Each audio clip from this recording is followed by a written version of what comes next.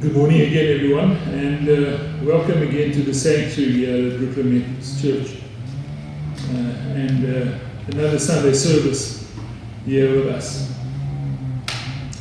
Our sermon today is on Mark 2, verse 1 to 12, and I sent this out to you guys during the week to go through. So I'm not going to read the whole reading again this morning. So, here we go. John Maxwell, in his book, Think on These Things, gives the following account of a life-changing event that he experienced. And he writes, he says, I was awakened by a persistent knock on my door of my motel room at 3:45 in the morning. It was the police. Immediately negative thoughts rushed into my mind, and here I am in Chicago holding a conference, and something bad has happened back home. How relieved I was to discover that I was wrong. The police were looking for a lady who had threatened to commit suicide. And sure enough, a young lady in a nearby room lay in desperation on the bed, crying out to die. Quickly the police held her down on the bed until her feet and her hands were securely handcuffed. For the next 45 minutes, I listened to her crying over and over again, please let me die. Leave me alone. Nobody cares. Nobody loves me. The rest of that night, I thought about the desperation and agony of that young and lonely woman. And somehow the message, I couldn't care less, had echoed through the streets of Chicago until she felt compelled to reject life. How many lives are wasted and destroyed because the world's attitudes and actions towards the needy say, I couldn't care less. How beautiful this world would be if this unchristian philosophy were replaced with Christian attitudes, until people would begin saying, I couldn't care more. I couldn't care more. Now that really challenged me. The truth is that is the kind of attitude that Jesus expects us to have. As Christians, we can't just simply sit back and allow others to suffer and be in need without doing something about it. In the presence of friends and family, and even people that we don't know who are struggling, we need to have the same attitude and Christian action as Jesus did. The attitude of Jesus was always, and still is, I couldn't care more.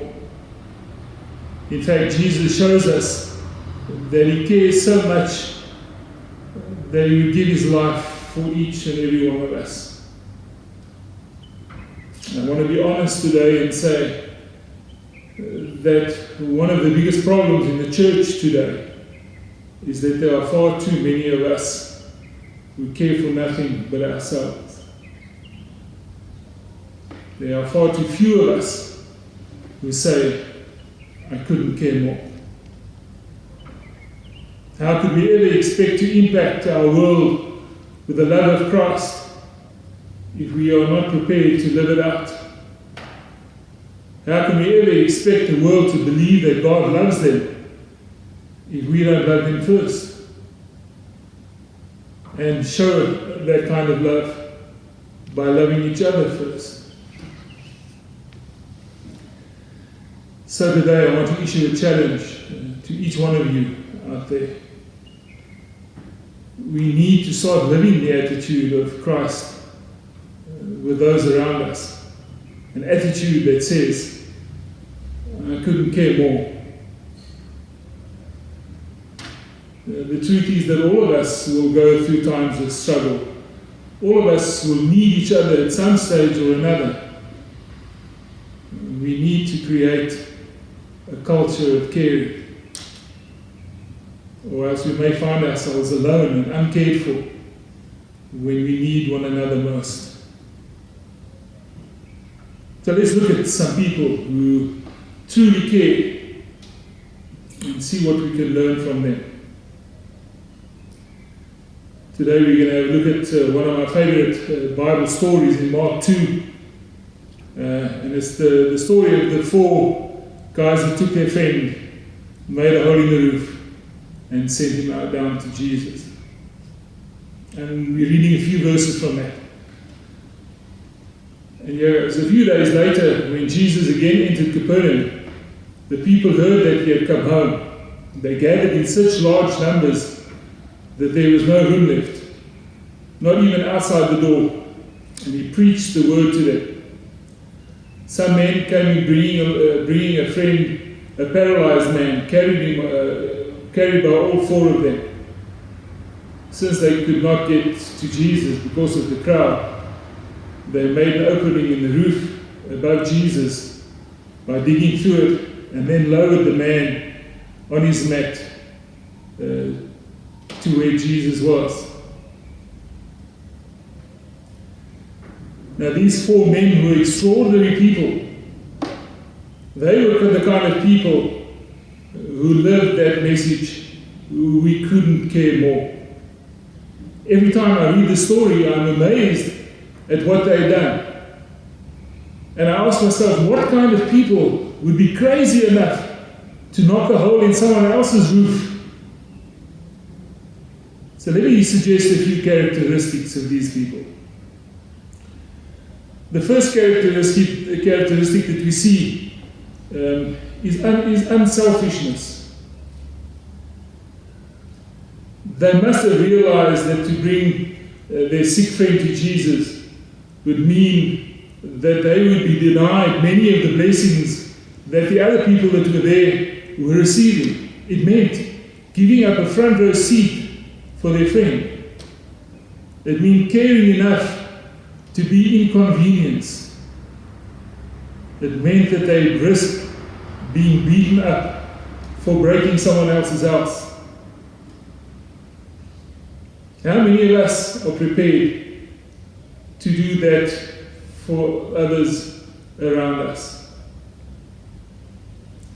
I've found that over the years, the most blessed thing about coming to church is not sitting here listening to the sermon or singing along with the worship. The most blessed thing is to be able to bless others through acts of love and service.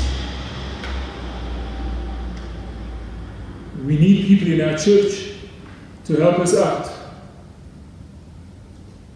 When we're all back at church one day, people to make and put out the tea. People to help with the projector, the sound. People to greet others at the door. We need people to do the readings. People to pray for the minister and the service. People to take up the offering, etc., etc. And now that we're not coming back to church for a while, there are other things. Packing food parcels, assisting at the soup kitchen on a Thursday, helping us to prepare for our church's reopening, donating food for the food parcels and soup kitchen, donating clothing for our clothing bank, participating in small groups, and you're going to hear more about this soon, reaching out to our homebound members by telephone or safe visits, delivering sermons and devotions to those who do not have access to social media, to come up with fundraising ideas. And then thank you to all of those of you who are already participating in all of these things. There are so many ways in which we can show to others in the church how much we care.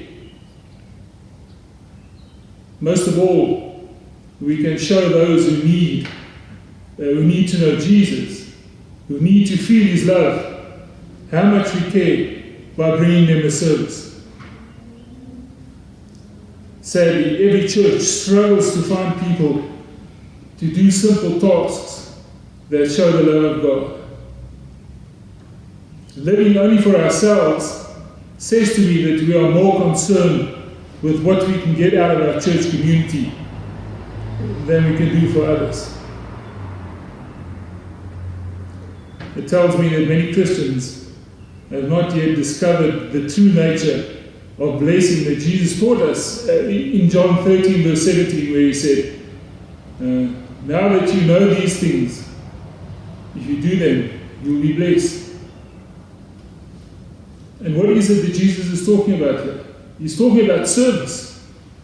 Jesus himself tells us that if you are prepared to be unselfish, to ask what we can do to bless others, then we ourselves are going to be blessed. John Maxwell says the following about this type of person. He says, the beauty of true concern is willingness to become involved without being influenced by the price tag. So we must ask ourselves honestly, what kind of an attitude do we have to our faith? Do we say, I couldn't care less, or I couldn't care more? Scripture is clear which attitude leads to blessing in life and which does not.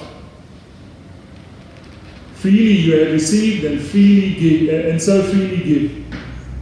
So many people have mistakenly believed that this text is all about financial giving. It's got nothing to do with money. It has everything to do with love.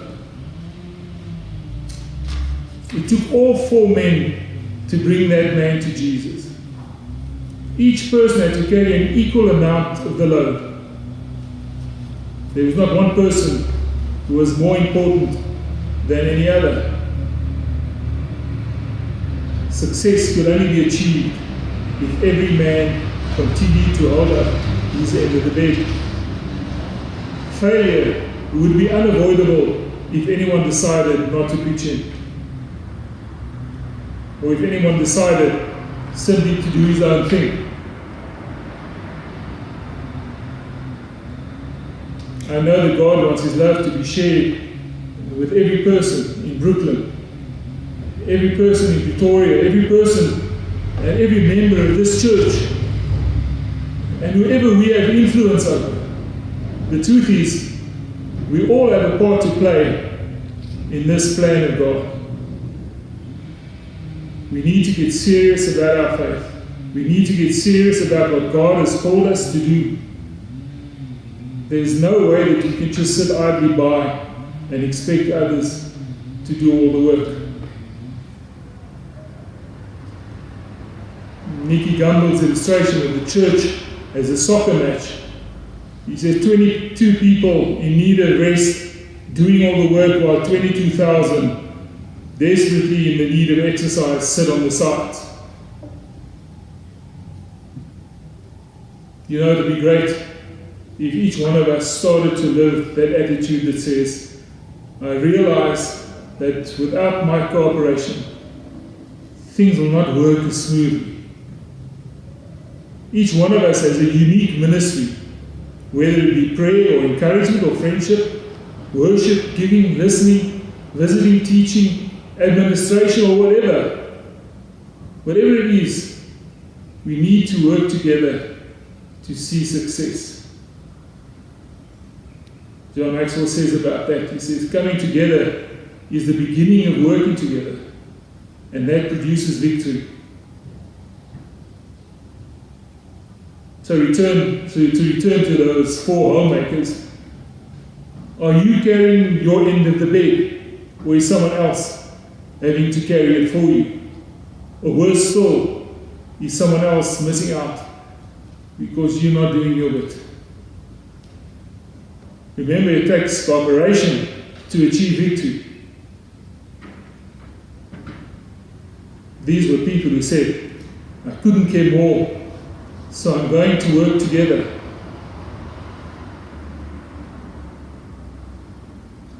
The knowledge that it was only Jesus that could take care of their friend's problem gave these 4 men determination and boldness that they could have come they could have come with excuses. He's too heavy, or the crowd is too large, or we got here too late, let's turn around. They could have gone home discouraged and missed out on a miracle. But these 4 people said, I couldn't care more. I refuse to quit. When former heavyweight boxer James Corbett was asked what it took to be at the top, he said, fight one more round. Then he added, when your feet are so tired that you have to shuffle to the center of the ring, fight one more round. I noticed something very interesting in Scripture yesterday. In Ephesians 6 verse 13, where it's talking about spiritual battle, it says, when you've done everything to stand, then stand. The determination of these 4 men meant victory for their friend. They cared enough to carry on. How many of us know that Jesus is the answer to the struggle of a friend or a family member is having? Yet do we care enough to keep standing, to keep praying, to keep caring? Are we determined to show by our love, our unwavering commitment and care, that Jesus is the only answer? Do we live lives that say, I couldn't care more? Now perhaps there are some of us watching today who need to stand up and fight another round. Perhaps some of us have given up, and now it's time to stand up. Perhaps you've given up on a relationship, on a friendship, or on a person. So why not show them how much you care? When you have done everything to stand, then stand. These 4 men knew that the most important thing in the world at that moment was to bring their friend to Jesus. Therefore, they went up on the roof of someone else's house. Can you imagine the conversation that must have gone before that? We can't break this roof. It's not ours. We're going to disturb the service that's going on down there. We've never done anything like this before. Perhaps we should call a profession. No, they didn't stop. They couldn't stop. And why? Because they had a job to do. And it was greater than the threat of being different or the challenge of self-sacrifice. How many of us would be willing to do that for another person? Someone once said to me, although a few people once have said to me, that they don't have time to be involved in church activities. And then I silently think to myself, I wonder what would have happened if the creator of all things, the sustainer of all creation, had said, I don't have time to come and live your life and die your death to save you. You see, we need to realize that Christianity is not a walk in the park. It does demand sacrifice. Why do you think Paul said that we must work out our salvation with fear and trembling? God doesn't want our time. God wants our lives. Nothing less than our lives will be good enough for Him. It's time that we stop playing games with God and start getting serious. And this may not be an easy message to hear, but I say it because I love you enough to tell you the truth. God, I wish that we had more people in this church, in every church, who lived the attitude of those 4 men and said, I couldn't care more. And I thank God for people who are prepared to knock holes in roofs. They are the pace setters, the barrier breakers. They are the miracle workers. They are different because they are determined. We remember the people who made the building of this sanctuary possible. They believed that this is what was needed, and they did it. They stood together, and each one did his part. And they were involved completely. They were committed completely. They erected this building to the glory of God. They had the determination to do this for the community. And they did this out of love for their community. They knew that they were serving a faithful God. They opened the roof and placed this building in God's hands. So today we honor those faithful people who through the years, 60 years, did their part to keep this building alive. When other church buildings are being sold and turned into houses or bars, this building is still the place where God lives. This is still a place where God changes lives. This is still a place where people get the opportunity to stand together and do their part. This is a place where people can step out and serve their community. They may be criticized because they are concerned. But most importantly of all, because they couldn't care more. Let's make this a couldn't care more church. Let's make this a couldn't care more church. Amen. Let us pray. Heavenly Father, we thank you for the example of your Son, Jesus Christ, who during his earthly life placed the needs of others before his own comfort and gathered the strength he needed to finish the work that you ordained him to do. Through the power of the indwelling Holy Spirit, to your praise and your glory, may we live as Jesus lived, in total dependence on you and in submission to the Holy Spirit, knowing that your grace is sufficient for all the work that you have prepared for us to do. We ask this in Jesus' name. Amen.